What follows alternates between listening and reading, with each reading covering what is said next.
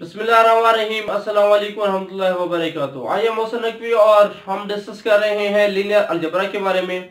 आज की वीडियो में हम सम बेसिक डेफिनेशन को डिस्कस करेंगे, जिनमें से सबसे फर्स्ट जो हमारे पास डेफिनेशन है वो है लीनियर कॉम्बिनेशन। आफ्टर दिस हम linear dependent, independent, spanning of a set और सम अदर डेफिनेशन के बारे में डिस्कस करें। तो सबसे पहले हम डिस्कस करते हैं what is a linear combination. Linear combination की डेफिनेशन क्या है? डेफिनेशन कुछ यूं है कि let V be a vector space. सबसे पहली बात यह है कि लीनियर कॉम्बिनेशन में कि हमारे पास जो सेट वी है वो एक वेक्टर स्पेस होना चाहिए। अब वेक्टर स्पेस की डेफिनेशन हम ऑलरेडी डिस्कस कर चुके हैं कि वेक्टर स्पेस बेसिकली एक ऐसा सेट होता है जो कि 10 कंडीशंस को होल्ड करता है। अगर एक सेट 10 कंडीशंस को होल्ड कर जाए तो उसका नाम हम वेक्टर स्पेस रखते हैं। तो लीनियर कॉम्बिनेशन में पहली बात क्या है कि let V be a vector space. V हमारे पास एक वेक्टर स्पेस होना चाहिए और अ फील्ड एफ। अब ये जो वेक्टर स्पेस है ये हम किसी फील्ड पे डिफाइन करते हैं, रियल नंबर पे डिफाइन करते हैं या कॉम्प्लेक्स यानी किसी न किसी फील्ड पे डिफाइन करते हैं। तो लेट वी हमारे पास एक वेक्टर स्पेस है किसी न किसी फील्ड पे, उस फील्ड का जनरल नाम हमने क्या रख लिया? F. And v1 v2 v3 vm belongs to v, यानी ये v1 v2 v3 ये क्या है? इस सेट जो वेक्टर स्पेस v है इसके एलिमेंट्स हैं जिसको हम वेक्टर्स बोलते हैं। यानी v1 v2 v3 vm ये हमारे वेक्टर स्पेस के एलिमेंट्स यानी वेक्टर्स हैं। तो any vector in v of the form, इस वेक्टर स्पेस v के अंदर एक वेक्टर जिसके नाम हमने v रखा जो इस फॉर्म में हो। किस फॉर्म में हो? a1 v1, यानी किस फॉर्म में है?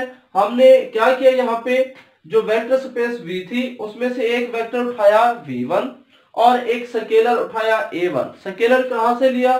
स्केलर हमने फील्ड से लिया। इस स्केलर को वेक्टर से मल्टीप्लाई किया, फिर दूसरा वेक्टर v2 लिया और इधर f से दूसरा स्केलर a2 ले लिया।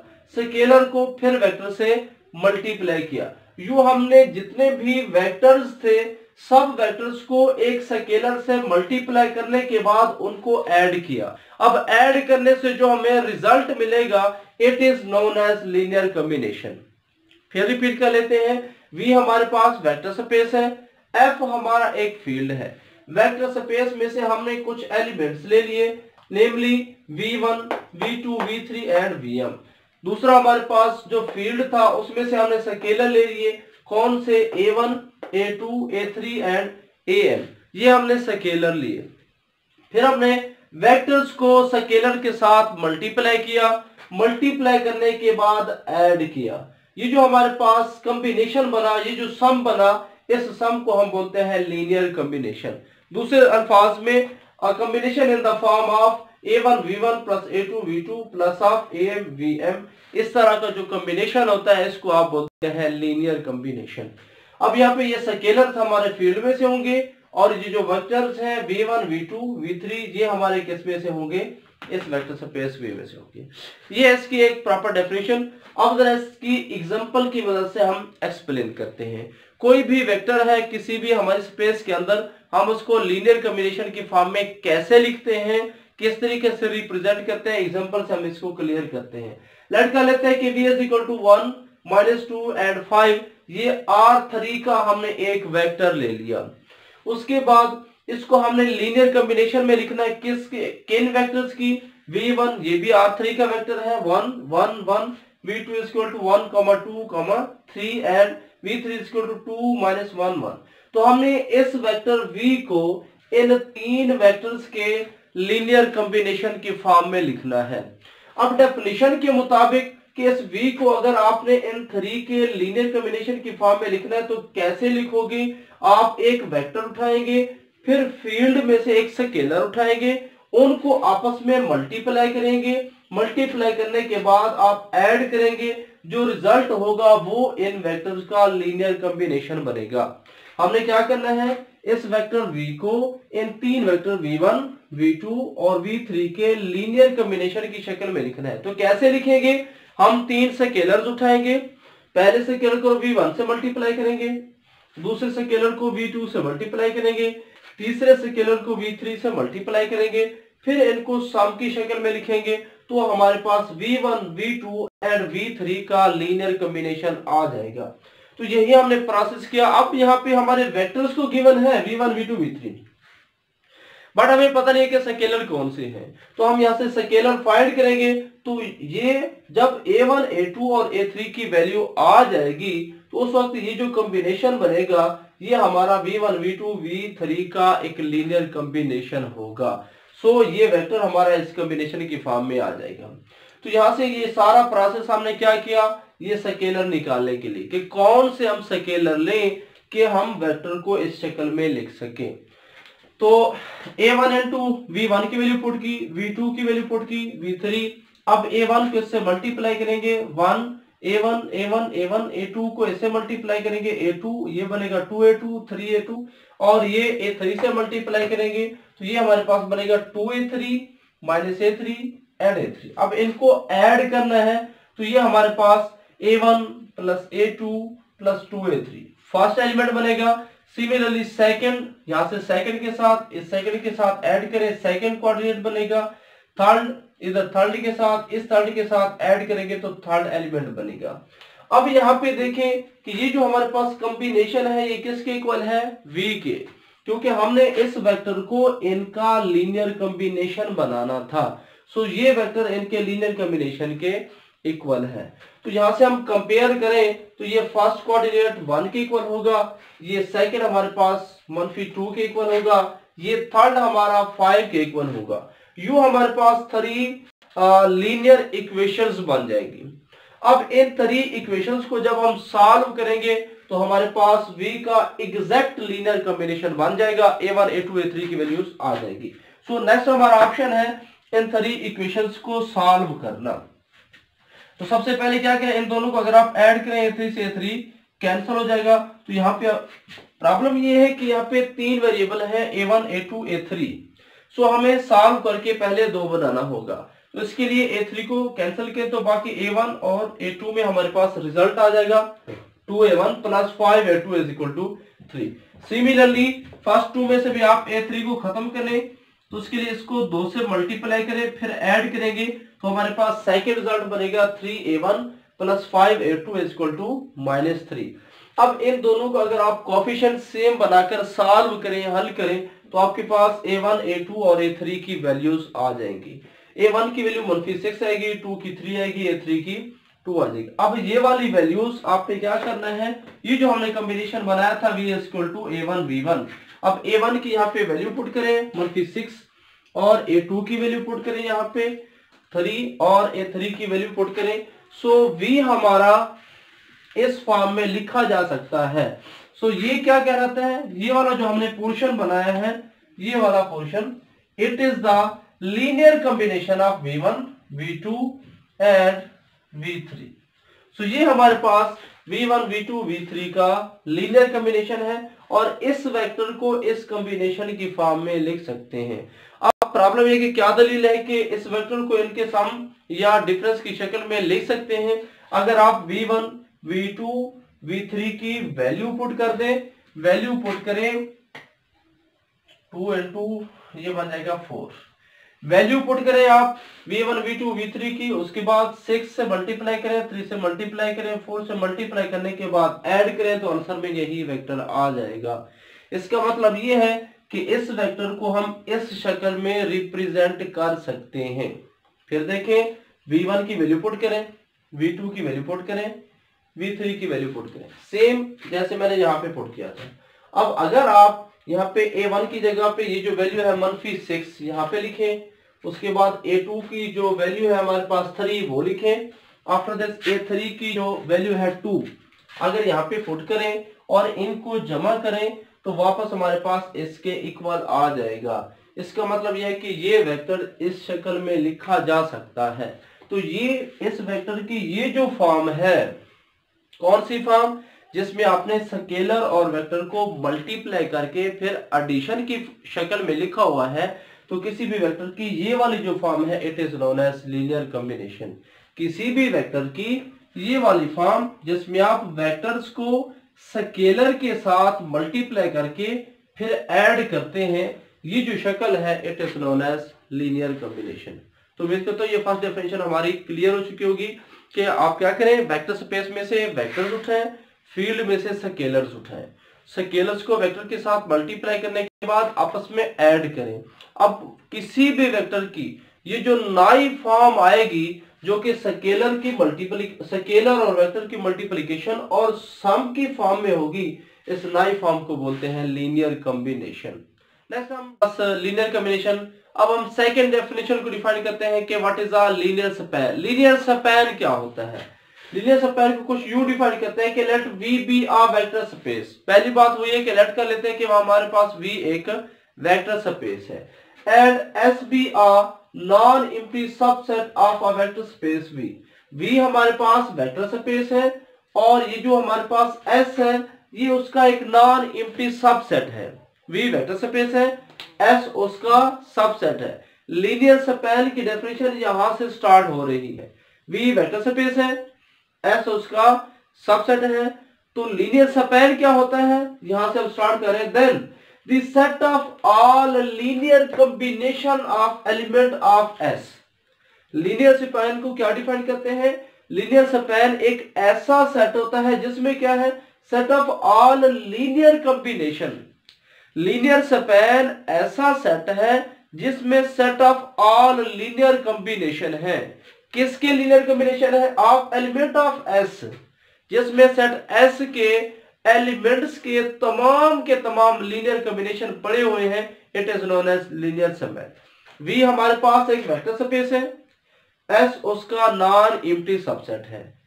तो लीनियर स्पैन जिसको हम इस साइन से डिनोट करते हैं, लीनियर स्पैन हमारे पास क्या है, वो बेसिकली एक ऐसा सेट है जिसमें सेट एस के एलिमेंट्स के तमाम जो लीनियर कॉम्बिनेशन बनते हैं वो सारे के सारे पड़े हुए हैं। तो इस सेट को हम बोलते हैं linear span. V vector space है, एस उसका नॉन एम्प्टी सबसेट है। तो ये सेट जो एस है इसके जो एलिमेंट्स है उन एलिमेंट्स के हमने लीनियर कॉम्बिनेशन बनाए।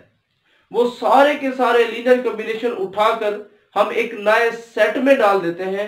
वो नया सेट जिसमें सेट एस के तमाम एलिमेंट्स के तमाम लीनियर कॉम्बिनेशन पड़े हुए हैं, this set known as linear span of S. इस सेट को जिसमें सेट एस के तमाम लीनियर कॉम्बिनेशन पड़े हुए हैं, इस सेट को हम बोलते हैं लीनियर स्पैन और इस साइड से हम इसको डिनोट करते हैं। फॉर एग्जांपल मेरे पास एक सेट है S is equal to V1, V2, V3 and Vn, यानी इसमें n एलिमेंट्स हैं, यानी इस सेट में n वेक्टर्स हैं। अब इसका मुझसे कहते हैं कि आप लीनियर स्पैन बताएं, तो लीनियर स्पैन क्या होगा? लीनियर स्पैन एक ऐसा सेट होगा जिसमें n एलिमेंट्स के तमाम लीनियर कॉम्बिनेशन हम पुट करेंगे। सो लेट कर लेते हैं कि इसका पहला लीनियर कॉम्बिनेशन बनता है B1 V1 plus B2 V2 plus Bn Vn। अभी मैंने बताया था कि लीनियर कॉम्बिनेशन कैसे बनाते हैं। स्केलर को वेक्टर से मल्टीप्लाई करें, स्केलर फील्ड से उठाएं, वेक्टर आप वेक्टर स्पेस से उठाएं, उनको मल्टीप्लाई करके ऐड करें तो आपके पास लीनियर कॉम्बिनेशन आ जाता है। सो ये एलिमेंट्स हैं। फॉर एग्जांपल इनका पहला लीनियर कॉम्बिनेशन ये बना, तो मैं इसको उठाऊंगा, एक नए सेट में डालूंगा। वो सेट जिसमें आप लीनियर कॉम्बिनेशन डाल रहे हैं उसको आप बोलते हैं लीनियर स्पैन। तो ये वेक्टर्स हैं। अगर इसके ये दो फॉर एग्जांपल लीनियर कॉम्बिनेशन बन रहे हैं तो आपके पास ये सेट जिसमें इनके इन एलिमेंट्स के लीनियर कॉम्बिनेशन पड़े हुए हैं, इस सेट को बोलते हैं लीनियर स्पैन। फॉर एग्जांपल मेरे पास वेक्टर स्पेस है V is equal to R3 और सेट है मेरे पास जिसमें 3 एलिमेंट्स हैं 1 0 0 0 1 0 0 0 1। ये 3 वेक्टर इसमें पड़े हुए हैं। ये जो फर्स्ट वेक्टर है 1 0 0 इसका नाम मैंने E1 रखा। ये जो सेकंड वेक्टर है 0 1 0 इसका नाम मैंने E2 रखा। ये जो थर्ड वेक्टर है 0 0 1 इसका नाम मैंने E3 रखा।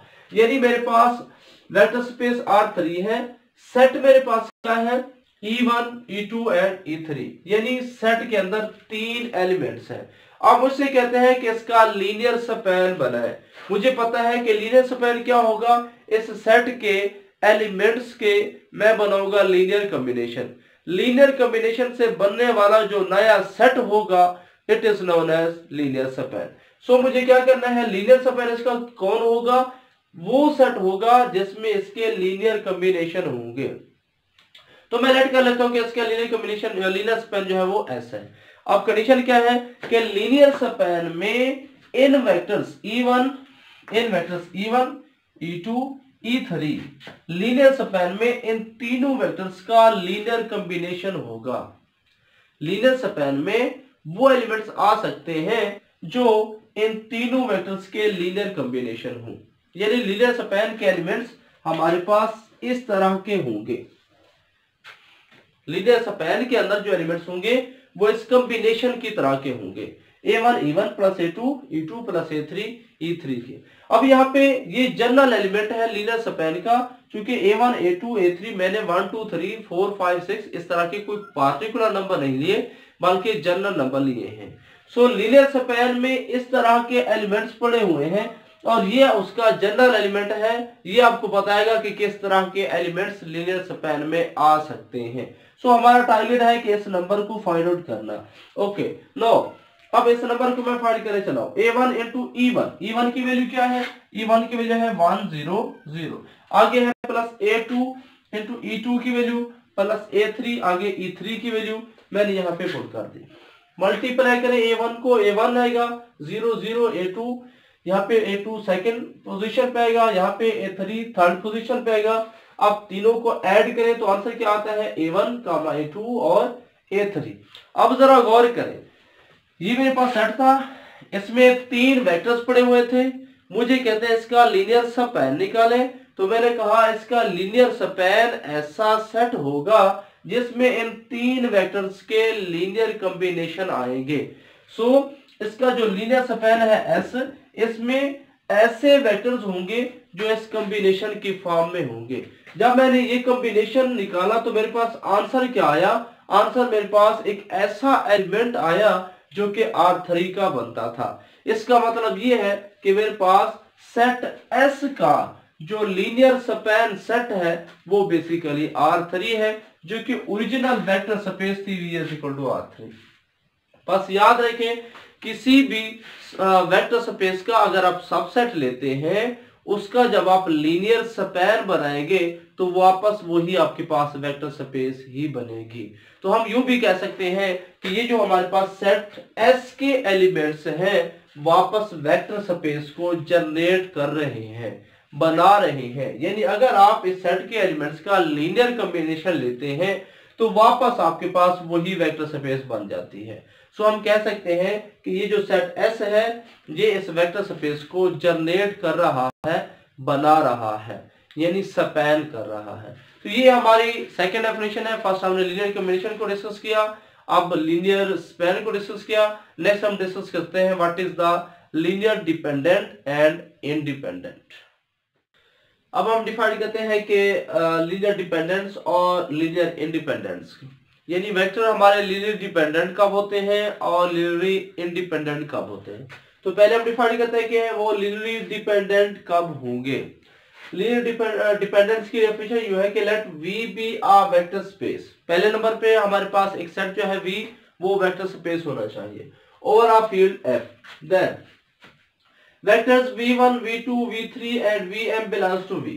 हमारे पास V एक वेक्टर स्पेस है, तो हमने वेक्टर स्पेस के एलिमेंट्स लिए V1 V2 V3 जिनको हम वेक्टर्स बोलते हैं। तो ये वेक्टर्स हैं, ये वेक्टर्स यानी V1 V2 V3 and Vm are said to be linearly dependent vectors. ये वेक्टर्स हमारे लीनियरली डिपेंडेंट होंगे। कंडीशन क्या है, शर्त क्या है? कंडीशन ये है if linear combination A1 V1 plus A2 V2 plus of AM VM किसके इक्वल हो? 0 के। ये वेक्टर्स हमारे लीनियरली डिपेंडेंट होंगे। शर्त यह है कि कॉम्बिनेशन 0 हो, but and not all AI are 0। लेकिन सेकंड कंडीशन यह है कि सारे स्केलर 0 ना हो। कॉम्बिनेशन इक्वल टू 0 हो लेकिन सारे स्केलर 0 ना हो, तो हम ये कहते हैं कि vectors V1 V2 V3 Vm are linearly dependent vectors. Vector linear dependent कब होंगे? अगर कॉम्बिनेशन 0 हो लेकिन सारे स्केलर्स A1 A2 AM ये सारे के सारे 0 ना हो, तो हम बोलते हैं ये लीनियर डिपेंडेंट वेक्टर्स है। फॉर एग्जांपल मेरे पास एक वेक्टर है V1 = 2 - 1। अब ये वेक्टर मैंने किससे लिया? आर स्क्वायर से, यानी वेक्टर स्पेस हमारे पास आर स्क्वायर है, that is V belongs to R square. तो ये वेक्टर आर स्क्वायर में से दो वेक्टर्स हैं, v1 इक्वल टू 2 माइनस 1 और सेकंड है -6 3। तो हमने ये चेक करना है कि ये लीनियरली डिपेंडेंट वेक्टर है। तो लीनियर डिपेंडेंट कब होंगे? जब कॉम्बिनेशन 0 हो लेकिन स्केलर 0 ना हो। देखिए ये डिपेंडेंट होंगे अगर कॉम्बिनेशन 0 होगा, ये बात तो कंफर्म है कि कॉम्बिनेशन क्या होगा? 0 होगा। So a1 v1 plus a2 v2 is equal to 0। Combination 0 होगा, लेकिन अगली बात यह है कि क्या हमारे पास उनके स्केलर 0 होंगे या नहीं होंगे। नो, a1 into v1 की वैल्यू लिखी, उसके बाद a2 into v2 की वैल्यू पुट की इक्वल टू 0। सो मल्टीप्लाई करें, ये बनेगा 2a1 और इधर से -6a2 किसकी इक्वल हो जाएगा? 0 के। -a1 plus 3a2 is equal to 0। अब इन दो इक्वेशंस को अगर आप सॉल्व करें तो a1 हमारे पास इस इक्वेशन से 3a2 के इक्वल आ जाएगा। a1 की ये वाली वैल्यू आप 1 में पुट करें तो यहाँ पे 6a2 - 6a2 is equal to 0। 6 - 6 0 आ जाएगा, a2 कॉमन ले लें इक्वल टू 0। अब इस रिलेशन में देखें, 0 into a2 की जगह पे अगर मैं 1 लिखूं, 0 multiply 1 answer will be 0, 0 multiply 2 answer will be 0, 0 multiply 3 answer will be 0। इसका मतलब ये a2 हमारा 0 नहीं है, अलबत्ता इसका कोएफिशिएंट 0 है, इस वजह से आंसर 0 आ रहा है। सो a2 हमारा t बन जाएगा। t लिखे, s लिखे, जो मर्जी लिखे, a2 हमारा कोई ना कोई रियल नंबर होगा। Similarly a1 is equal to 3 into a2 की जगह पे t लिखे, a1 is equal to 3t। तो आप देख सकते हैं कि ना तो हमारे पास a2 0 है और ना ही a1 0 है, बट कॉम्बिनेशन को मैंने 0 ही लिखा। कॉम्बिनेशन 0 है लेकिन स्केलर 0 नहीं है।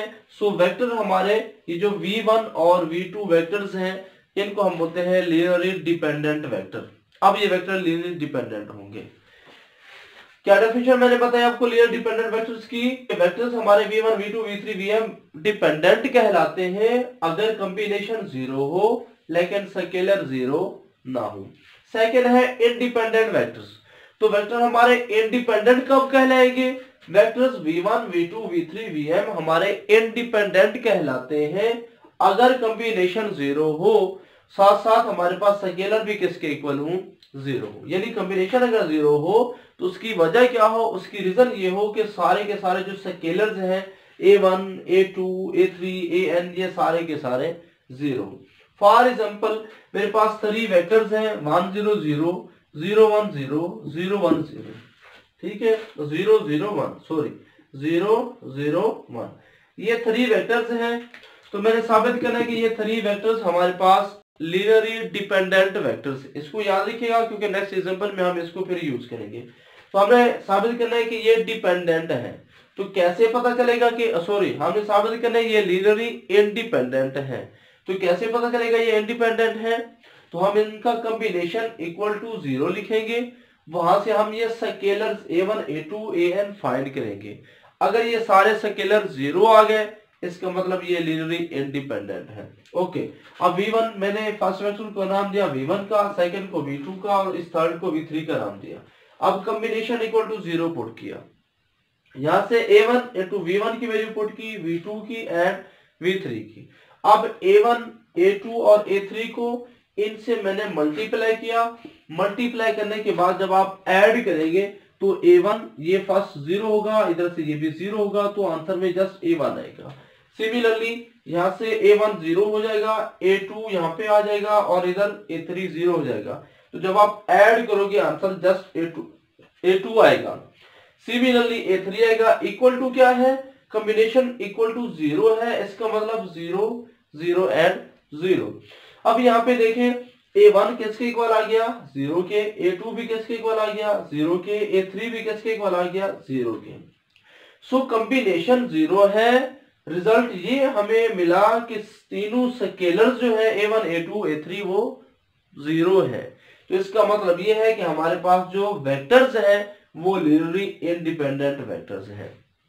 तो अब हमने दो डेफिनेशंस को डिस्कस किया। कौन सी दो डेफिनेशंस? डिपेंडेंट और इंडिपेंडेंट। तो वेक्टर डिपेंडेंट कब होते हैं? अगर लीनियर कॉम्बिनेशन 0 हो लेकिन स्केलर 0 ना हो। और इंडिपेंडेंट कब होते हैं? जब लीनियर कॉम्बिनेशन इक्वल टू 0 हो। तो इसका मतलब यह है कि सारे के सारे स्केलर भी किसके इक्वल हो? 0 के इक्वल हो। तो हम बोलते हैं ये वेक्टर हमारे इंडिपेंडेंट है। तो ये था हमारा, ये थी हमारे पास डिपेंडेंट और इंडिपेंडेंट की डेफिनेशन। तो आज की वीडियो में हमने डिस्कस किया था सबसे पहले लीनियर कॉम्बिनेशन को, उसके बाद हमने लीनियर स्पैनिंग को डिस्कस किया। आफ्टर दिस हमने लीनियर डिपेंडेंट और इंडिपेंडेंट वेक्टर्स के बारे में डिस्कस किया। तो इंशाल्लाह नेक्स्ट वीडियो में हम डिस्कस करेंगे basis of a vector space, basis for a vector space, dimension and subspace. At the end, अल्लाह हाफिज़।